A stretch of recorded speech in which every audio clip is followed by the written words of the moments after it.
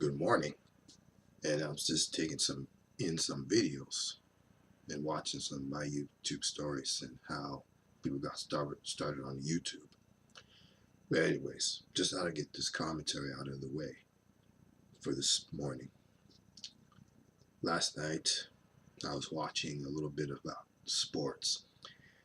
I was watching two Biles, a little bit of Biles, Brian Bosworth and Allan Iverson.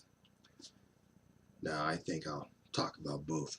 Now I've been watching Brian Bosworth, and I didn't get a chance to finish watching him. We talk a little bit about his time in college football, Oklahoma, playing for the Oklahoma Sooners football team, and all the expectations and all the pressures that were put on him by his father. I mean, he got pressured a lot by his dad, and that was pretty bad in itself, because I guess his father never played football, and he wanted his son to fulfill his own dream. And maybe that's why he became a bust, because Brian Bosworth, he put so much pressure on himself to play and perform.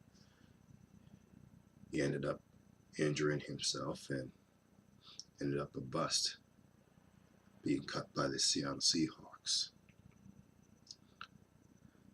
I felt bad for him, but at the same time, he should have maybe realized that he should have just played football just for himself and not fulfilled his father's dream. So they talked about him in an ESPN documentary, playing for the Oklahoma based football team. I'll have to watch the rest of that documentary and give an analysis, but I only watched part of it. Anyways, talk about Allan Iverson. Now, Allan Iverson was a Philadelphia 76er basketball player. They talked about his time in high school and maybe college, and he got charged with some sort of abuse for taking part in a fight. I think it was high school or college, I don't know. But Allan Iverson, he had a pretty rough back past before joining the NBA, and maybe that led to his retirement and to his money being gone.